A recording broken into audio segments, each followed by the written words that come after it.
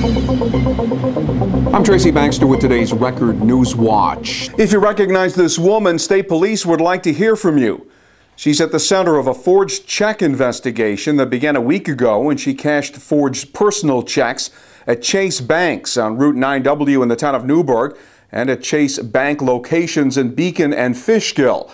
She's in her late 20s or early 30s, between 5'4" and 5'7" tall, with a thin build and brown hair.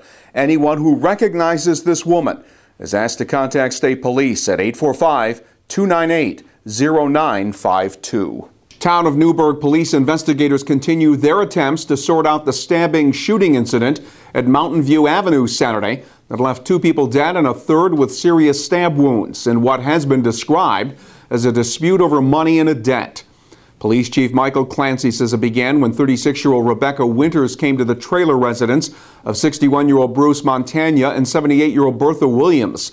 The argument over money began, and police say Winters grabbed a knife and repeatedly stabbed and slashed Montagna, who was able to get a shotgun but was unable to properly handle it because of cuts to his hands.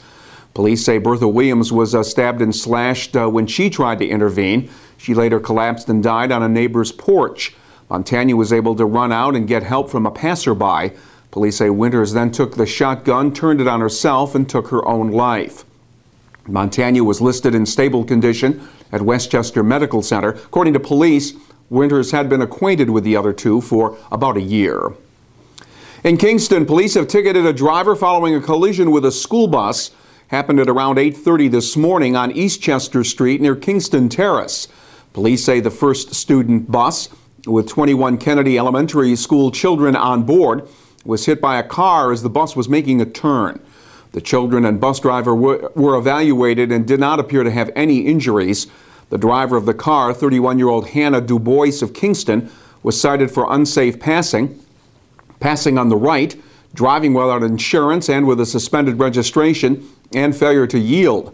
She was being treated for neck pain. Kingston police say a review of the onboard school bus data recorder and video showed the bus driver properly signaled and did not violate any traffic laws.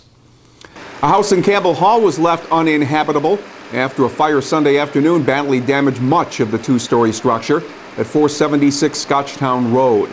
The initial call came in as a chimney fire at the residence. Firemen from 3 local companies responded, got it under control in about an hour.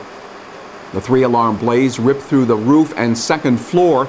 There were no reports of injuries. It's going to be an interesting couple of months in our part of the state now that word has surfaced that sites in Orange County are being seriously considered as possible locations for a casino. Confirmation has come that large-scale casino developers Cordish and Penn National Gaming are eyeing properties surrounding the Harriman train station near Woodbury Common.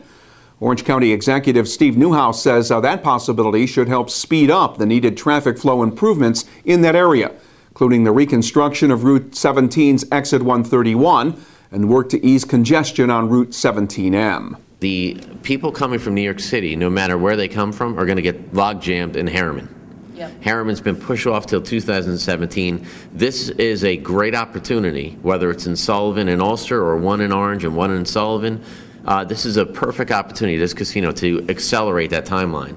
There's no way that any of these communities can accommodate the extra traffic of the casinos unless they start moving that timeline up quicker for that interchange project. You'll see the state DOT, the state Thruway Authority, and the casino companies working together to make accommodations to that traffic. Newhouse acknowledged that an Orange County casino would hurt any casino that gains approval in Sullivan and Ulster counties. The state will issue a final request for casino proposals next month, with final selections expected to be made in the fall. Polls will be open from 8 a.m. till 8 p.m. tomorrow at Mount Hope Town Hall, where residents will decide whether they're willing to go along with the proposed sale of the former Otisville Elementary School to a Satmar Hasidic congregation for $325,000. The planned sale of the building has triggered an outpouring of opposition from those who want to have the now vacant building have some kind of community use. Those opposed gathered the required number of signatures to force tomorrow's referendum vote. A state police canine was called into action Saturday in Bloomingburg to find a man hiding in the woods. 31-year-old Matthew McIsaac had run off after a domestic dispute had turned violent inside a residence on Shawanga Lodge Road, where McIsaac's mother and girlfriend were assaulted. McIsaac was charged with felony criminal contempt, along with assault, menacing, and criminal mischief. Police say neither of the victims were seriously hurt. They were doing more than just offering toasts at the Newburgh Brewing Company Sunday. Patrons there were making financial contributions towards the restoration of a piece of Newburgh history. Estimates are about $1,000 was raised to help restore the Tower of Victory, the stone tower that sits at Washington's headquarters state historic site. The tower was built in 1883 to mark the centennial of the end of the Revolutionary War. A hurricane in 1950 damaged its roof, which was later removed. The Palisades Parks Conservancy has said it's now more than halfway to its campaign goal of $1.5 million. Newburgh Brewery's been a staunch supporter of a project that former Congressman Maurice Hinchey has called a symbol of the revitalization of Newburgh. And it was a win-win for those who came to the Rosendale Recreation Center Saturday. They could warm up with a bowl of chili and buy the handcrafted bowl it was served in. The 17th annual Chili Bowl Fiesta fundraiser that benefits the nonprofit Women's Studio Workshop in Rosendale. More than 700 bowls of every shape and size that were made by those at the workshop were available for sale, and about 20 area restaurants pitched in with donated chili to fill the bowls.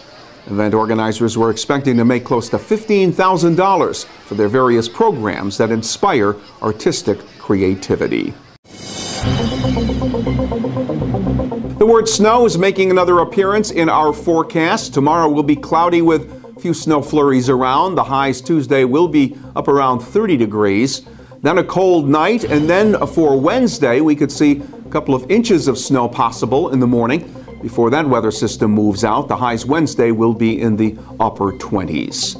Well, stay informed by starting your day with the Times-Herald Record and stay connected to breaking news throughout the day right here at Record Online. For Record Newswatch, I'm Tracy Baxter.